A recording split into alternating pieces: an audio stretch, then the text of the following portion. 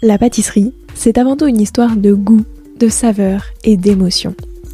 Bienvenue dans Papille. Je suis Léa Reverdy, amatrice et passionnée de pâtisserie.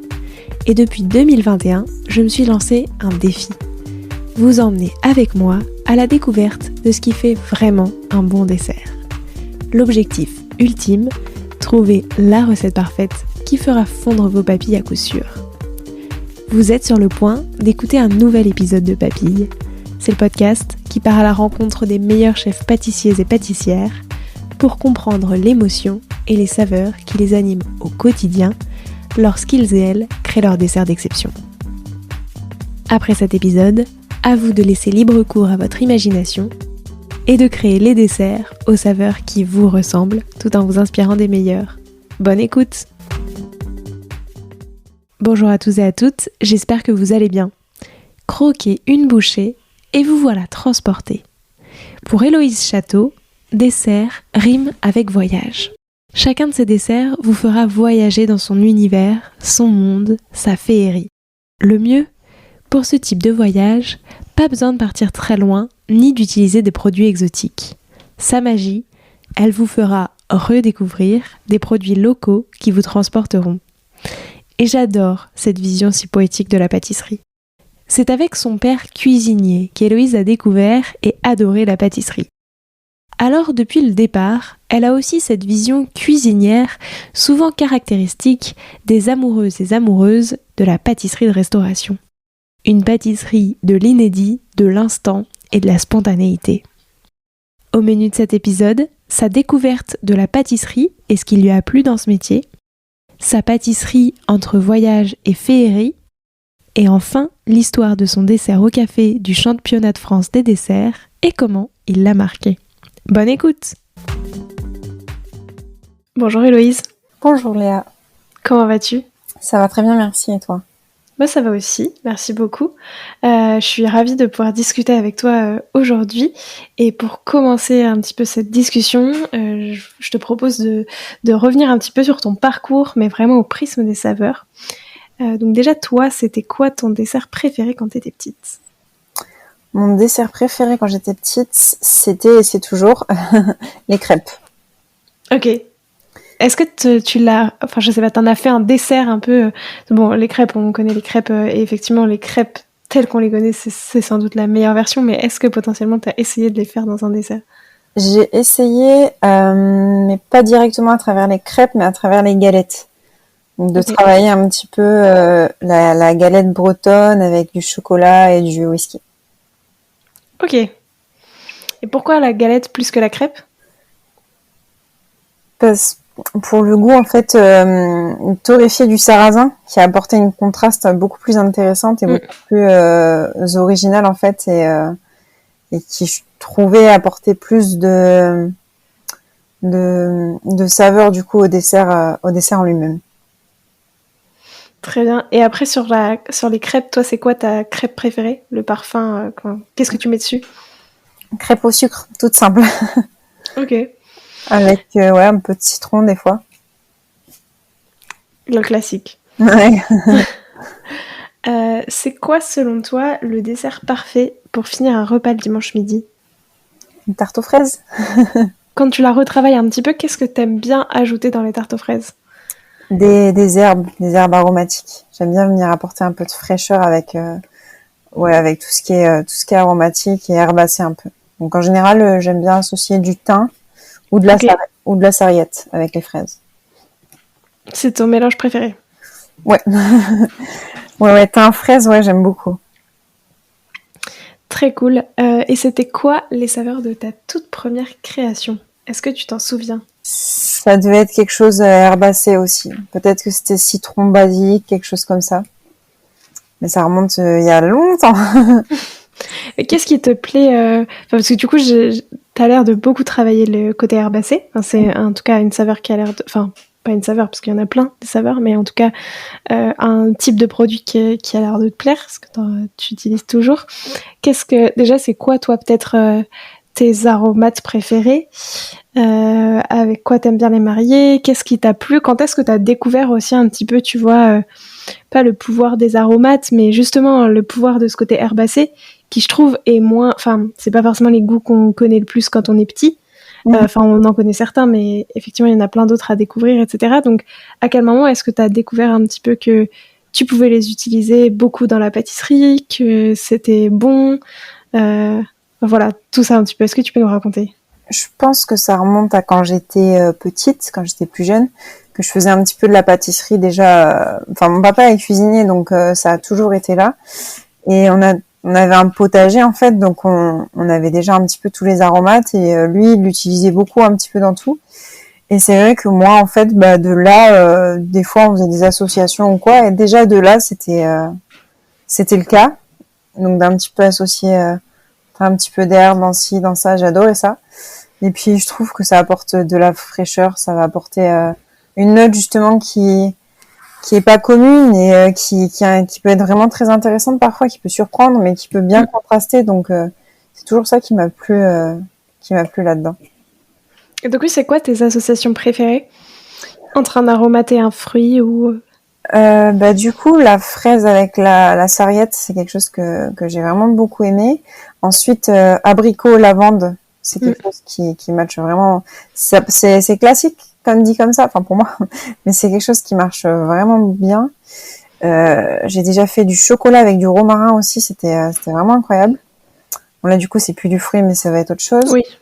J'ai fait déjà aussi de la framboise avec du basilic, de la roquette. J'ai fait yuzu, basilic avec du caviar. Enfin j'ai vraiment fait beaucoup d'associations. Donc il y en a un sacré paquet. Oui, c'était plus si t'en avais toi qui sont un petit peu chouchou, tu vois, dans ton cœur et que pour le coup t'aimes bien refaire parce que tu trouves qu'elle se marie vraiment bien, quoi. Ouais, le abricot thym, comme la fraise avec la sarriette. Ça va être des associations que j'aime beaucoup. Ok. Et alors, pour contraster par rapport à ta première création, c'était quoi ta dernière création? J'ai fait chocolat herbacé. Ça, c'était, ouais, j'avais fait chocolat, oseille, herbacé, avec de la menthe et tout ça. Et à côté, j'avais fait un dessert au miel, vanille brûlée. J'aime beaucoup aussi la vanille brûlée. Ouais, c'était un dessert riz au lait, miel, vanille brûlée, et à côté chocolat herbacé. J'ai fait aussi un dessert avec de la fraise, dans l'esprit d'une tarte aussi un peu retravaillée, avec de la fraise et du thym du coup, du thym citronné pour apporter aussi un petit peu. C'est les 3 dernières créations que j'avais faites avec des associations un petit peu insolites. Ok, et alors oui, c'est peut-être une question bête, mais qu'est-ce que c'est exactement la vanille brûlée? La vanille brûlée, c'est en fait, je vais avoir ma gousse de vanille, je vais complètement la griller au chalumeau en fait, directement comme ça. Et du coup, elle va brûler, elle va donner des cendres un petit peu comme un bois qui va être brûlé. Et elle va avoir, et je vais la mixer, enfin je vais m'en servir après en poudre. Et en fait, elle va avoir un goût hyper fumé, mais doux de la vanille. Et c'est super intéressant, ça donne un goût en fait de vanille fumée, vanille grillée, c'est vraiment super intéressant. Et c'est incroyable. La vanille, c'est une des saveurs aussi que j'aime beaucoup. Mais donc ouais, c'est une gousse directement, enfin une gousse entière en plus ou ok que tu grilles toi-même au chalumeau, enfin que tu fais flamber un peu. Ok. Ouais, une gousse fraîche, rien du tout, la prendre comme elle est comme ça et la griller au chalumeau et c'est incroyable. Ok, ça m'intrigue beaucoup. Essaye. Écoute, ouais. Et alors, si on revient un petit peu sur... toi, pourquoi est-ce que tu as décidé de devenir pâtissière? Donc, t'en parlais un petit peu tout à l'heure, le fait que ton père était cuisinier, etc. Donc, j'imagine que très tôt, tu as baigné dans plein de saveurs, etc. Mais du coup, pourquoi tu as choisi la pâtisserie plus que la cuisine? Qu'est-ce qui t'a plu dans ce métier? Est-ce que tu peux nous raconter tout ça? Le fait que ce soit plus fin, plus précis, plus délicat. Qu'on puisse vraiment venir travailler en précision sur les détails, les finitions, les goûts, enfin puis le fait que ce soit quelque chose, on termine avec un dessert et du coup on termine avec cette touche sucrée en fait, donc c'est un petit peu la beauté du final et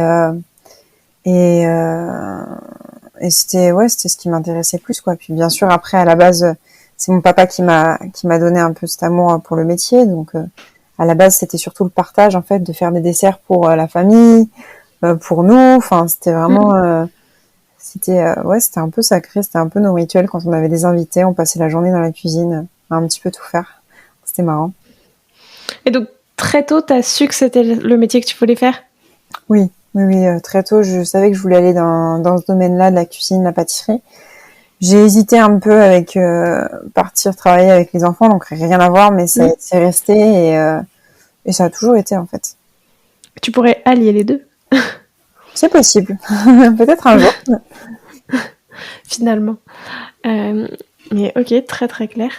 Et Enfin, c'est quoi déjà pour toi la pâtisserie?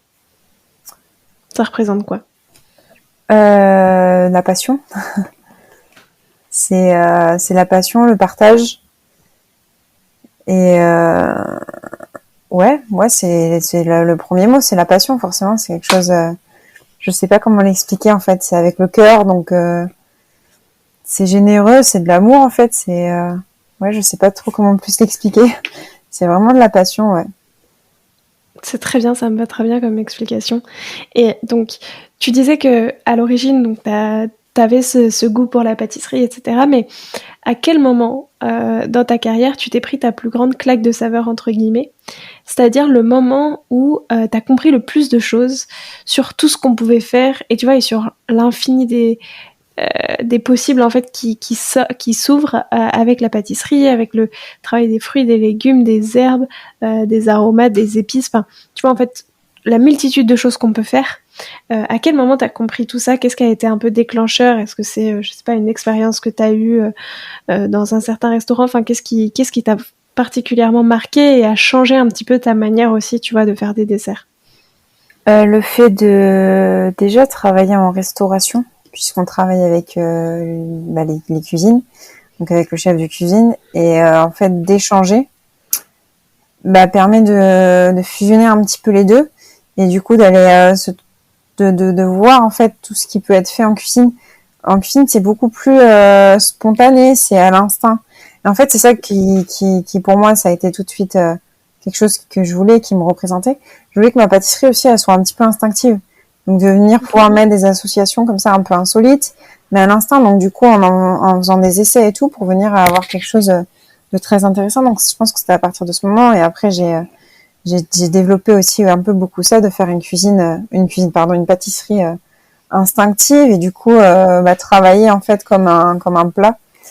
Donc vraiment aller chercher à travailler les goûts et les saveurs profonds du dessert et pas juste faire un dessert pour faire un dessert, mais vraiment aller chercher à comprendre le produit que je travaille, soit un petit peu tous ces aspects qu'il peut avoir. Alors du coup, pour continuer ça, quand tu crées un nouveau dessert, qu'est-ce qui se passe? Est-ce que tu peux nous expliquer un petit peu ta démarche, tu vois, en revenant depuis le début peut-être, qu'est-ce qui va t'inspirer, et ensuite par quelles étapes tu passes? Tu vois, quand tu dis je veux travailler le produit pas le plus possible, mais le comprendre le plus possible pour bien le travailler, du coup, comment ça se passe? C'est quoi ta démarche un petit peu? Alors déjà, ça commence dans le cadre dans lequel je suis, donc ça va dépendre du restaurant où je suis. Je vais beaucoup m'adapter au lieu, à l'environnement, à la cuisine du coup déjà de base qui y est. Et donc je vais partir déjà sur cette idée-là, donc me mettre dans le cadre, dans l'environnement et de comprendre le fil conducteur en fait pour venir apporter une belle finalité. Donc je fais déjà beaucoup attention à ça et ensuite je vais me baser sur les produits de saison et qui sont dans la région en fait, qui sont autour. Donc pour rester très cohérent et quand même responsable dans le dessert. Donc ça va être un petit peu au début, ça va être un peu ça va être déjà en fonction de l'endroit où je suis, je m'adapte à l'endroit où je suis. Je vais pas faire mes trucs pour faire mes trucs parce que ça n'a pas d'intérêt. Et ensuite, je vais chercher quelque chose qui va être de saisonnalité. Et là, après, ça va être pareil. Je vais chercher donc un produit ou un élément que j'ai envie de travailler en fonction de la saison. Ensuite, je vais chercher avec quoi je pourrais l'associer, mais toujours en allant chercher un petit peu de l'insolite, de l'inédit, des choses qui sont pas communes, des choses qui...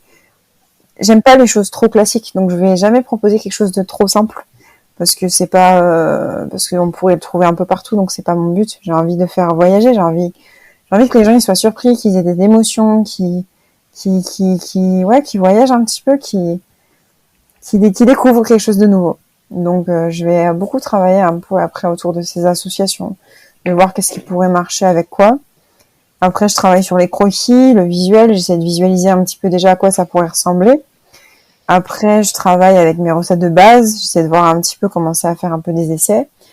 Et ensuite, je fais un peu des essais, je vois qu'est-ce qui marche, je fais mes expériences, qu'est-ce qui marche pas.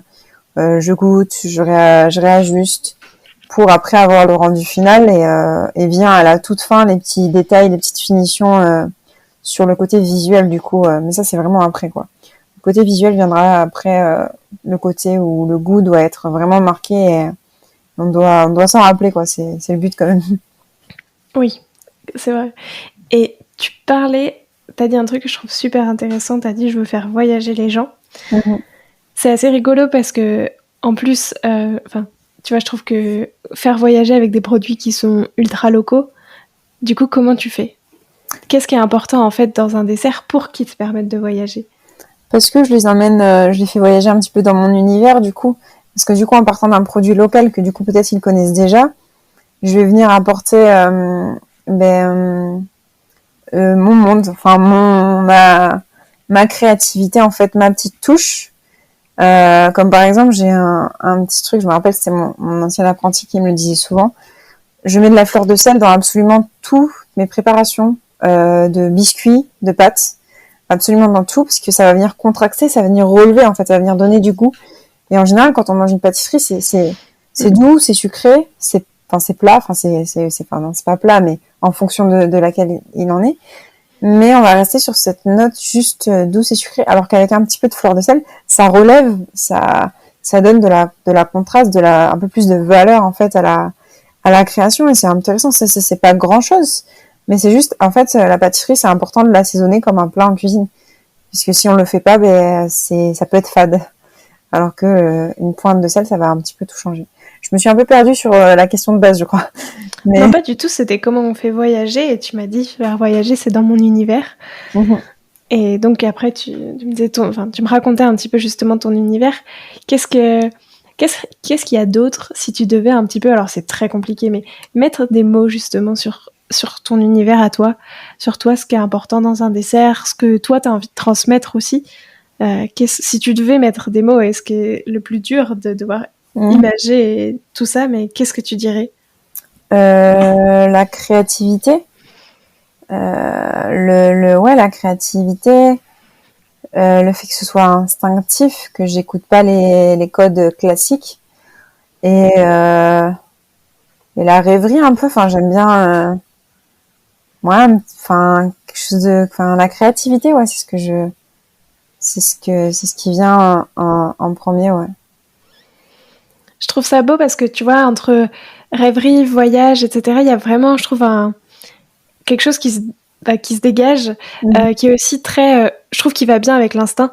Parce que puisque tu fais un petit peu, enfin, c'est pas au hasard, mais tu vois, sans que tout soit par exemple tout millimétré, etc., ça Mhm. offre peut-être plus de place justement à ce côté un petit peu rêverie, etc., qu'on peut avoir de rêverie de toi quand tu vas le faire, de dire tiens, ça pourrait peut-être être bon. Et je trouve qu'il y a aussi un côté, finalement, le dessert va raconter une histoire, va te faire voyager, mais pas forcément, effectivement, voyager dans un autre pays ou dans d'autres ou dans des saveurs par exemple étrangères entre Mhm. guillemets, enfin je sais pas si tu vois, mais Ouais, effectivement c'est ouais. dans des nouvelles saveurs dans tous les cas, mais et du coup je trouve ça assez beau ce que tu dis à ce niveau-là, tu vois, je trouve qu'il y a vraiment ce côté-là qui se dégage et que je trouve très intéressant. Ça a toujours été ça pour toi? Oui, oui, oui. Ouais, ouais, ça a toujours été depuis le début. Et c'est pour ça aussi que ça nourrit la passion et l'envie d'aller chercher un peu plus loin, quoi. Parce qu'on a toujours envie de créer des nouvelles choses. J'ai absolument jamais refait le même dessert. Et j'ai créé je ne sais combien de desserts, mais j'ai peut-être refait des associations, mais je n'ai jamais recréé la même chose. Et c'est pour ça que j'ai peut-être à l'heure d'aujourd'hui pas de dessert signature, puisqu'au Mhm. final j'ai pas ce besoin d'avoir quelque chose qui m'identifie, puisque ça correspondrait pas avec du coup justement mon envie de toujours créer quelque chose de nouveau. Et c'est pour ça que quand on me demande en fait c'est quoi ta création, enfin c'est quoi ton dessert signature, c'est quoi ta création qui te représente, ben non, j'en ai pas en fait. J'aime pas refaire la même chose continuellement, donc je vais pas avoir quelque chose qui va me suivre tout le temps en fait.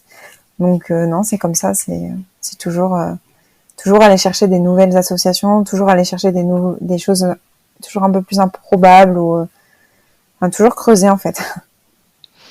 Et comment est-ce que aussi tu nourris un petit peu toute cette créativité en toi, tu vois, parce que je trouve que ça a besoin quand même d'être nourri, de trouver des nouvelles choses, etc. pour ouvrir un petit peu, tu vois, son champ des possibles. Enfin, justement, tu vois, s'ouvrir un petit peu pour découvrir des nouvelles choses.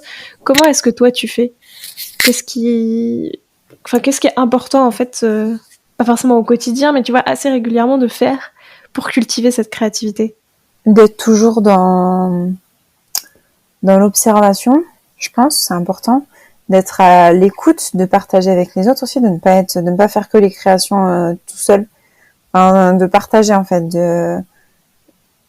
J'aime bien que d'autres puissent m'amener des idées, ah pourquoi pas ça en fait, de pas en fait, ouais c'est ça en fait, de comment aller chercher un peu d'autres choses, de pas rester dans son truc à soi, d'aller regarder un petit peu qu'est-ce qui se fait aussi un peu ailleurs, d'être observateur et de partager un petit peu ses idées pour voir ce qui peut en être.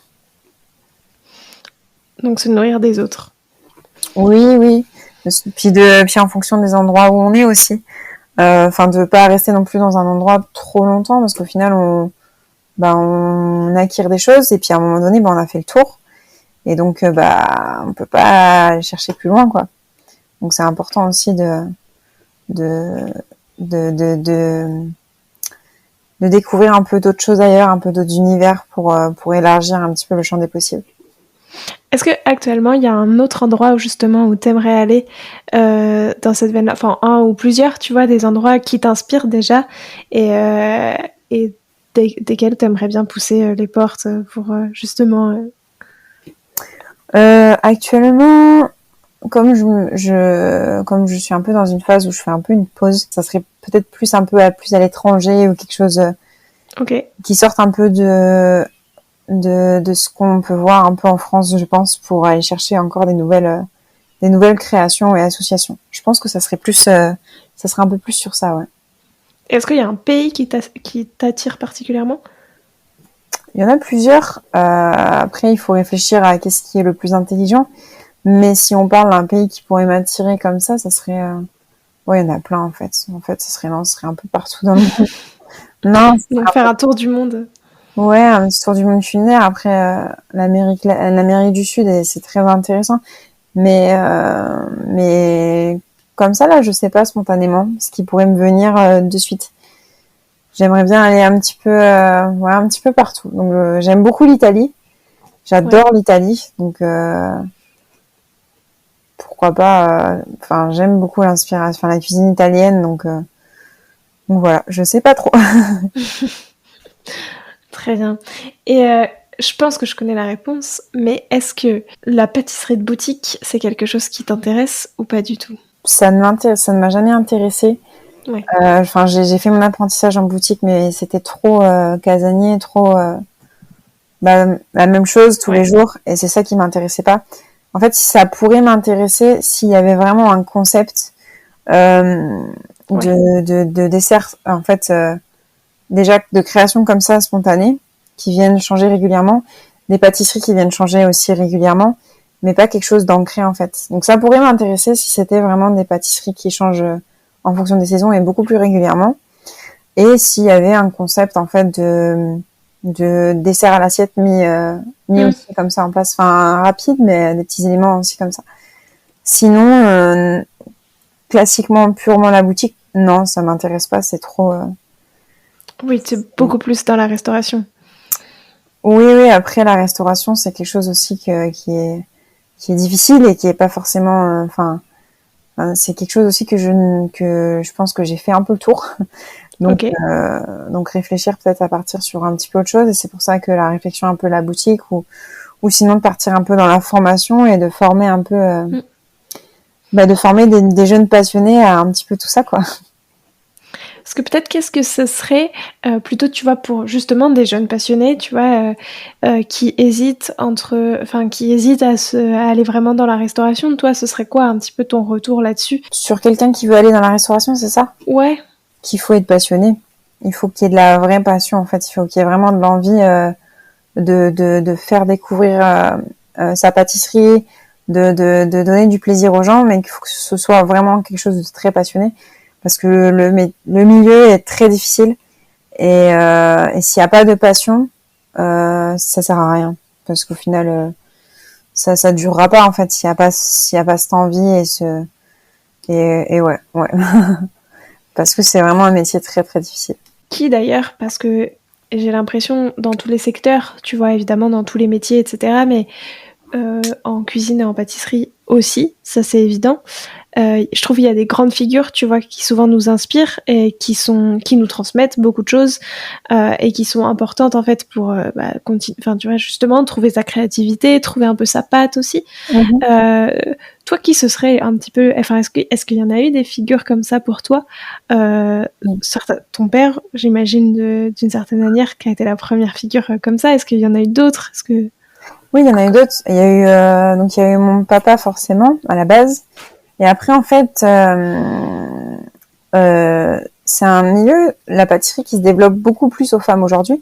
Mais avant, il y avait pas autant de chefs pâtissières qu'il y a maintenant. Et du coup, en fait, c'était des femmes, des chefs pâtissières qui m'inspiraient au tout début. Je me rappelle, j'avais le premier livre que j'ai dû avoir, c'était un livre de Claire Etzler. Ensuite, il y a beaucoup eu Jessica Préel-Pato, et c'est un petit peu elle qui m'a inspirée sur mon identité et sur ce côté un petit peu instinctif. Et après, mais c'était principalement un petit peu ça. Et après, du coup, j'étais un peu tournée sur les chefs qui faisaient un peu des associations insolites, parce que c'était un peu plus inspirant. Mais ouais, si je devais sortir de nom, forcément, ça va être un petit peu ces deux-là, et mon papa, forcément, à la base. Oui, qui t'a quand même donné le goût de ce métier et l'envie de découvrir des nouvelles saveurs, justement, toujours plus, quoi. Ouais, clairement. Si on revient un petit peu sur toi, le dessert qui t'a le plus marqué. Alors, c'est pas forcément un dessert que t'as fait, c'est peut-être un dessert d'un autre pâtissier ou d'une autre pâtissière que t'as goûté et qui, pour le coup, a été marquant pour une raison que j'aimerais bien, du coup, que tu nous expliques ici. Pour le coup, c'est un dessert que j'ai fait. Il y a des desserts après un peu marquants, forcément, mais ça, c'est dans l'enfance, c'est des petites touches qui restent. Mais en fait, non, celui qui m'a le plus marqué, c'est le dessert que j'ai créé, moi, pour le championnat de France du dessert, la première fois que j'y ai participé. Parce qu'il m'a emmené à avoir la 3e place sur le podium national. Et en fait, ça a été un peu une révélation pour moi. Ça m'a fait découvrir des choses en moi. Ça m'a prouvé de quoi j'étais capable. Ça m'a un peu appuyé aussi mon identité, clairement. Et ça a été fort, ça a été intense, ça a été tout le travail de base, la création, et jusqu'où j'ai été, en fait, et tout par quoi je suis passée aussi pour aller chercher cette place à travers ce dessert. C'était ça m'a marqué. Ouais, ce dessert-là, il m'a marqué particulièrement. Ouais. Il était à quoi, et visuellement, il ressemblait à quoi, ce dessert? C'était au café. C'était un café, c'était la UTPK. C'est un café d'Amérique. J'ai un doute de où exactement, je saurais plus. Enfin bref, c'est à base de café. Parce que le café, les desserts au café, en fait, c'est quelque chose qui à ce moment-là, me marquait beaucoup. J'aimais vraiment beaucoup travailler avec le café dans les desserts, mais en restant léger, quoi. Dans des notes de café un peu au lait, j'avais toujours beaucoup aimé. Donc en fait, ce dessert, c'était à base de café, de whisky, parce que du coup, je travaillais à l'époque dans un restaurant où le chef était écossais. Je déteste le whisky de base, mais j'ai utilisé en fait un whisky tourbé. Et en fait, le côté tourbé du whisky dans le dessert du café, c'était tellement cohérent, puisque le café, ça va être quelque chose qui a des notes, qui va avoir plein de notes en fait en fonction de la torréfaction, et le côté tourbé du whisky qui va apporter un petit côté fumé dans le dessert. Enfin, c'était tellement cohérent, c'était logique. Et puis après, j'ai apporté du vinaigre, un vinaigre balsamique aussi de la région, parce que j'aime bien dans mes desserts apporter un peu de peps, que ce soit pas juste linéaire, qu'il y ait vraiment tout un truc qui soit construit. Et la forme, c'était comme un grain de café, en fait. et en même temps un peu un nuage. Enfin, c'était dans deux tuiles un petit peu dentelle croustillante, et à l'intérieur il y avait plusieurs strates. En fait, il y avait un biscuit moelleux au gruau de cacao, en fait, pour rester un petit peu cohérent et rond un petit peu dans cette douceur. Il y avait un crémeux au café, mais vraiment hyper intense au café. Il y avait un parfait glacé au café. Donc pour jouer sur les sensations, en fait, sur les températures.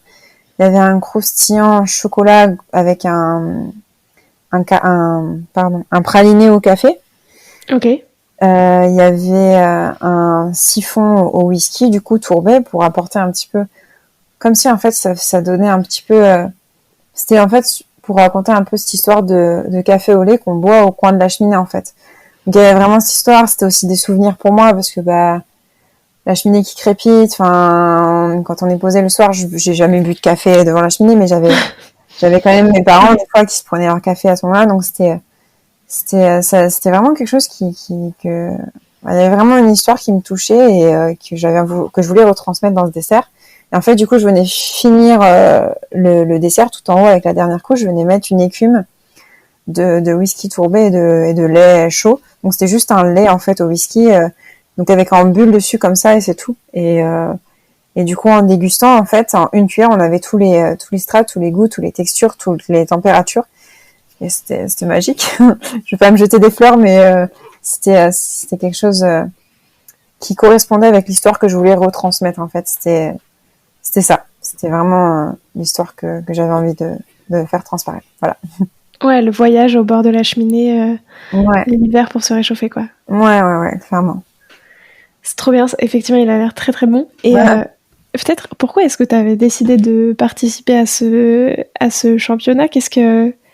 Et bah, tu l'as dit un petit peu ce que ça t'a apporté. Tu t'es appris un peu à te connaître, etc. Peut-être, je sais pas, tu vois, les Je me suis révélée, même. grands moments, ouais. Ouais, je me suis révélée.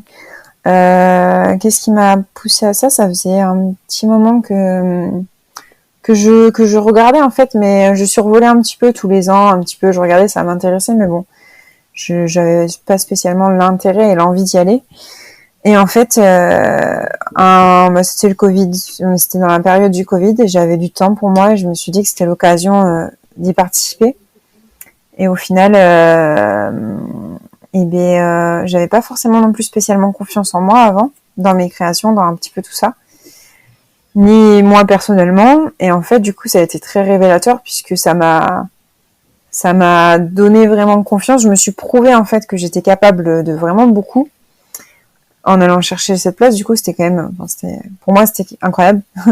C'était un peu une place inaccessible, et au final, le fait d'y aller et de me prouver ça, ça m'a donné confiance, et ça m'a rendu beaucoup plus forte et beaucoup plus sûre dans mes créations et en moi, en fait, même personnellement. Est-ce que du coup, reparticiper à des concours, enfin peut-être d'autres concours, etc., c'est quelque chose dont tu as envie aussi J'ai voulu reparticiper au championnat une deuxième fois, je l'ai fait. Je suis arrivée deuxième régionale cette fois. Et d'ailleurs, une très belle finale avec une très belle finale régionale où on était vraiment à pas beaucoup de points d'écart avec le premier. Donc c'était vraiment je peux pas dire duo parce qu'on était 8 finalistes, mais c'était un très beau duo aussi avec le gagnant. Et c'était tout. Je pense que j'avais besoin d'y retourner. J'y suis retournée. Mais en fait, ça m'a suffi. C'était tout pour moi. Je me voyais pas. Voilà, je l'ai refait parce que j'avais besoin de le refaire, mais je me vois pas refaire. Je pense pas à d'autres concours ou d'autres championnats. Oui, tu n'es pas une mordue de concours comme certains. Non. Ou peut-être à travers justement des apprentis ou des élèves qui ont envie d'y retourner. Ouais, ça me plairait de les emmener et de les pousser, ouais, et de peut-être revivre ça à travers eux. Mais moi personnellement, non, parce que mine de rien, c'est quand même beaucoup d'investissement et de soi, enfin de travail et de donner de sa personne. Oui, forcément, clairement, c'est pas Ça a l'air de prendre beaucoup, beaucoup de temps en plus de tout ce que tu fais. Et effectivement, les différents pâtissiers et pâtissières avec qui j'ai pu discuter et qui ont participé à plusieurs concours, c'est un peu le retour à l'unanimité. Donc, Ouais, effectivement, clairement. je comprends. C'est quoi, toi, l'ingrédient que tu adores travailler? Ton ingrédient chouchou et celui dont tu pourrais pas du tout te passer pour le reste de tes créations? Et ben la fleur de sel. Ouais. Clairement, c'est pour moi c'est je sais pas je peux pas me passer d'en avoir dans chaque recette. Après il y a des éléments que j'aime bien travailler mais c'est pas quelque chose enfin c'est des choses que je peux me passer quoi. Mais non, la fleur de sel c'est important pour moi. Mais du coup, tu sais pourquoi. Oui. Et au contraire, est-ce qu'il y en a un, pas que t'aimes pas, mais qui est plus compliqué à appréhender, dans le sens où t'as pas forcément encore trouvé, ou alors ça t'a pris du temps de trouver la bonne manière pour bien lui rendre hommage? Tu vas bien rendre hommage à cet ingrédient. Je pense que c'est le chocolat. Ouais. Je pense que c'est le chocolat, c'est difficile. J'ai réussi à l'apprivoiser avec les herbes et un petit peu des choses un peu insolites ou venir un peu travailler avec. Mais je suis jamais trop à l'aise en fait de travailler un dessert. J'adore ça, enfin c'est intéressant, mais c'est pas que je suis pas à l'aise, c'est quelque chose que j'apprécie pas forcément plus que ça en fait. Oui, Donc, un dessert au chocolat, ouais. Ouais, je pense que c'est le chocolat. J'ai travaillé des desserts avec des chocolats incroyables, mais ouais, c'est quelque chose que je vais pas, enfin voilà, je peux m'en passer. je comprends. Et peut-être quel conseil est-ce que tu te donnerais, enfin, est-ce que tu donnerais à la Héloïse qui débute en pâtisserie quelques années plus tôt, tu vois, quel conseil est-ce que tu te donnerais avec du recul et peut-être un conseil, tu vois, qui peut être plus universel et qui peut s'appliquer à d'autres personnes qui sont fans de pâtisserie et qui ont très envie de commencer ce métier, mais De se faire confiance et d'oser. Ouais, de se faire confiance et d'oser suivre son instinct et de pas avoir peur en fait de pas avoir peur d'oser ouais. Ouais. Faut se faire confiance. ce qui peut parfois être compliqué, je trouve, de pas avoir peur d'oser, Ouais, selon le tempérament. Bah maintenant, je te propose de te prêter au jeu du questionnaire de Proust des saveurs. Merci beaucoup pour tout cet échange. Déjà, si toi t'étais une saveur, tu serais laquelle? bah la vanille brûlée.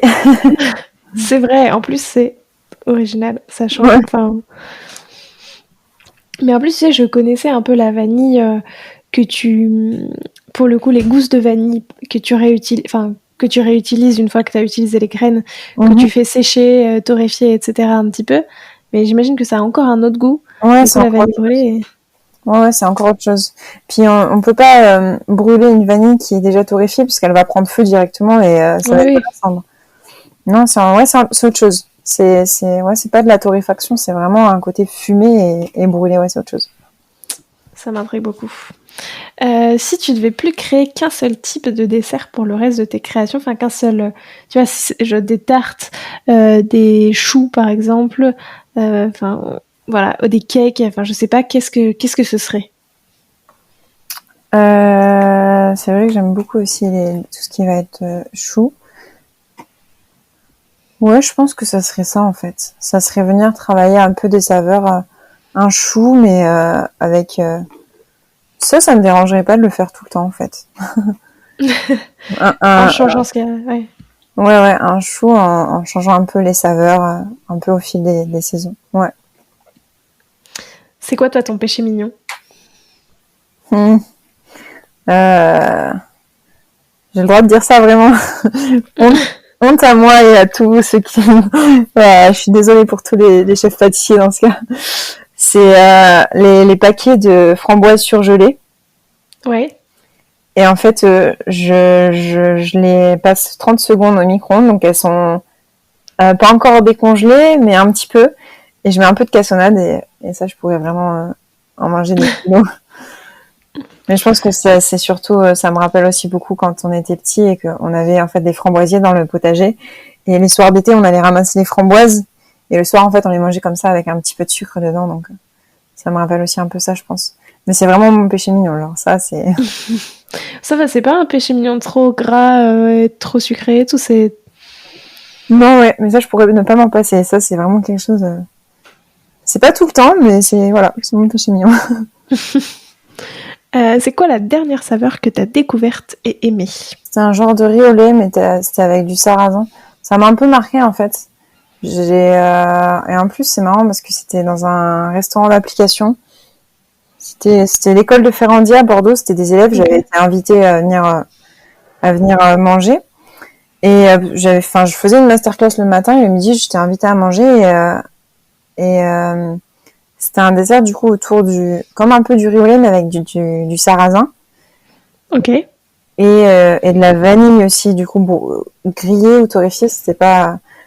Et en fait, du coup, là, j'ai un peu redécouvert aussi des saveurs que je connais et que j'apprécie beaucoup, le sarrasin, la vanille, tout ça, mais différemment, en fait. Et, c'était doux, c'était un petit nuage, ça m'a marqué et ouais, j'avais vraiment petit coup de cœur, ça m'avait marqué, ouais, ça m'avait marqué. Et du coup, ouais, c'est là que j'ai redécouvert, c'est pas que j'ai redécouvert, c'est que j'ai vu aussi un petit peu différemment. Enfin, j'ai réapprécié, voilà.